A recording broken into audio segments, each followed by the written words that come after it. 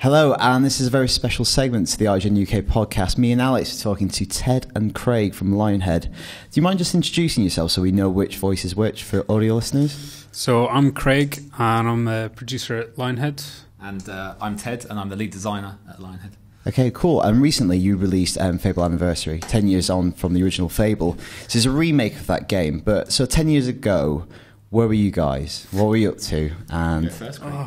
I'll have to think. You go first, because we know where you were. I was at Lionhead as a 18-year-old work ex. I did a week of testing on the original Fable game. They kindly decided to pay me after the week, because work ex obviously just getting experience for the week. exploited. Yes. And then, I got a 1 month contract as a tester. And then, I guess fast forward 10 years later, Wow. and it was nice to go back to the thing that started my career and gave me my first chance in the industry, which is cool. What about you, Craig? So 10 years ago, I was still at university studying computer science. So I was taking the. Yeah, you were getting educated. It's kind of what's the board game? The Game of Life. I went down the education route, and Ted went down the work experience route. So, But 10 years later, you converged on this project. Yeah. What was what kickstarted going backwards rather than going forwards, to look back to the game that came out on the Xbox and think, you know what, we need to... Well, and also, what's the term that you use? Is it remake, remaster?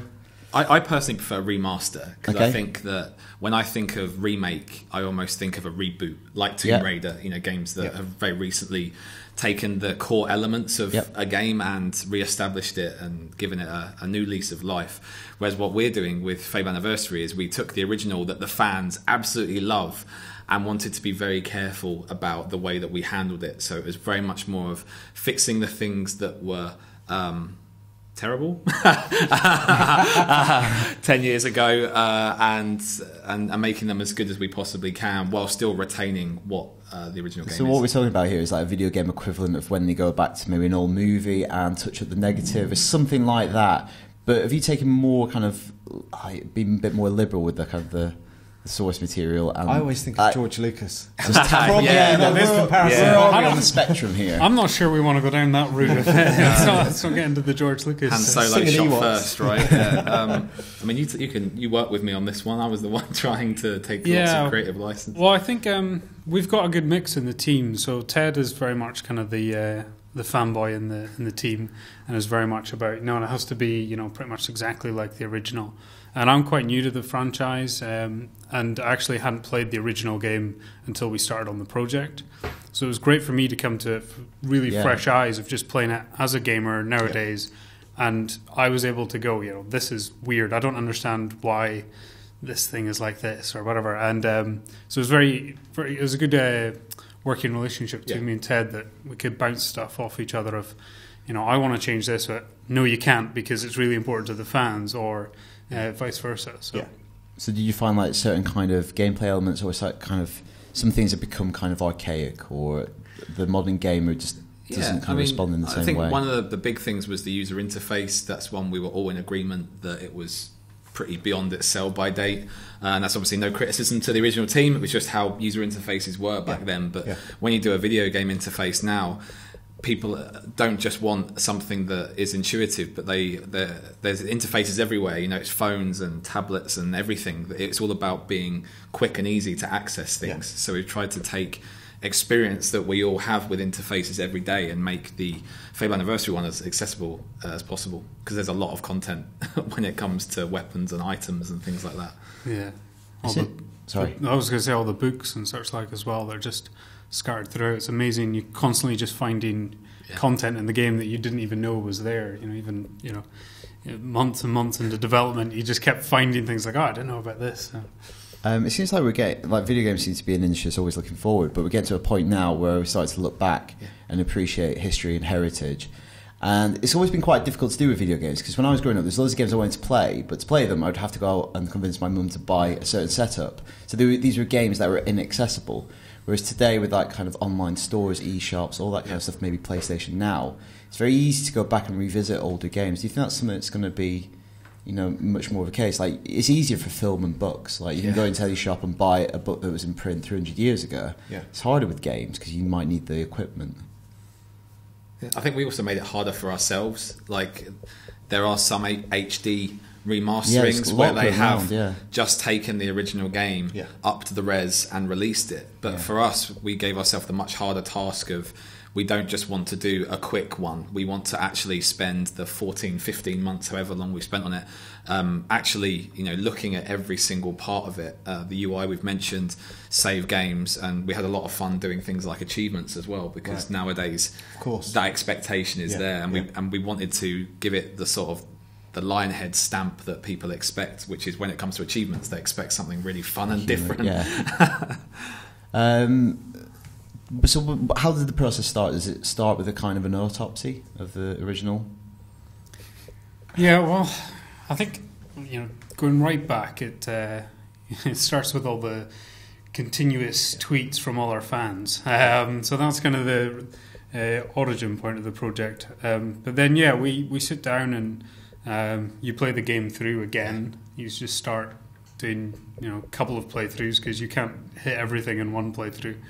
And then you start. I think you spent some time looking at reviews as well, of like from 10 years ago. Right. What were people complaining about back then? And you have to kind of pick your top 5 things, I guess, because when you read reviews, there will be a number of things that get mentioned a lot, and there'll be some things that are mentioned every now and again. So you've got to kind of pick that, combine it with your own personal feelings of the game, then the feelings of the team, then the feelings of Twitter, which is always an interesting one. You could be there forever. I know. I know. Listen to committee. I guess. Yeah. You've got to trust your. It's a community project, and I hope that the fans have really resonated that this is definitely for them, just as much as it is for us. And it was nice when I first replayed Fable Lost Chapters, right at the beginning of the project, and immediately I was enjoying myself. So that at its core, it's still a really good game, with some extra work in multiple areas. We should be able to bring this up to what the fans would expect of it today. Yeah. So I didn't actually play Fable until Fable 2, so I missed out on this the first time around. What will this bring for someone like me who's new to the start of the franchise?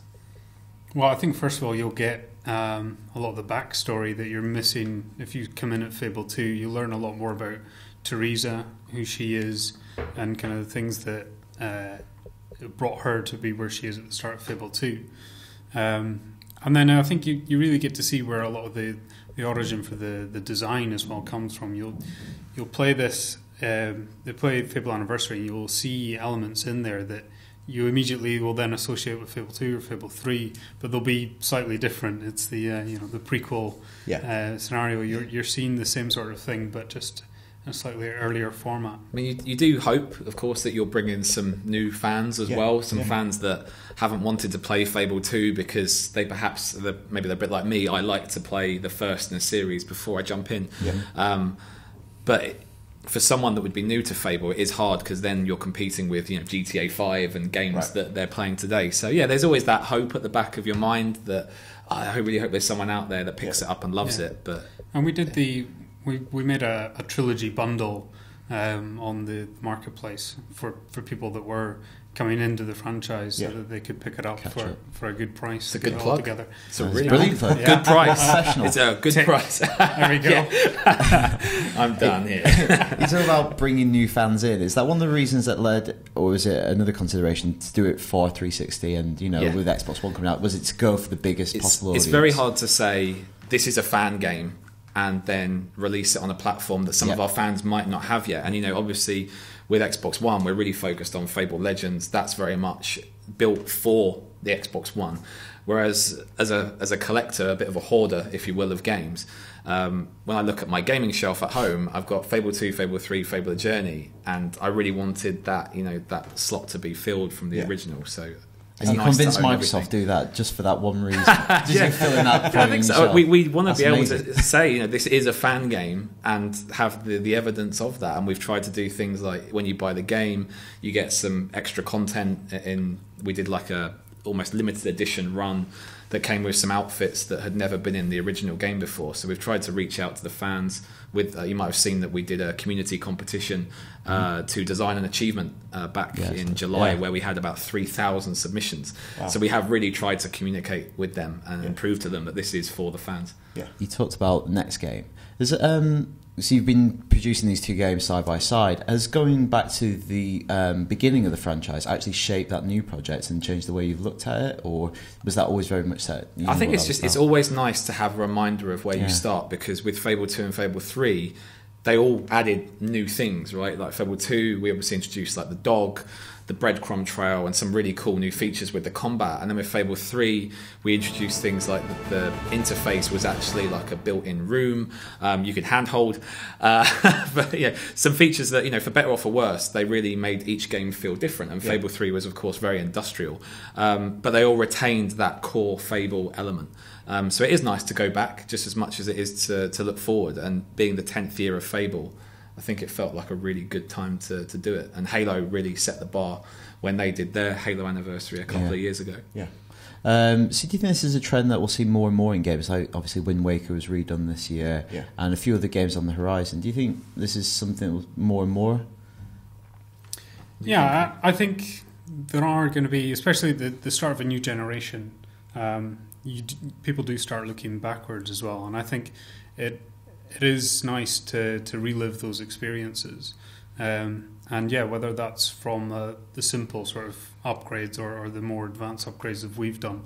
I think it's almost like watching a movie again. And you talked previously about, if you want to watch an old movie or read an old book, it's quite easy to get them nowadays.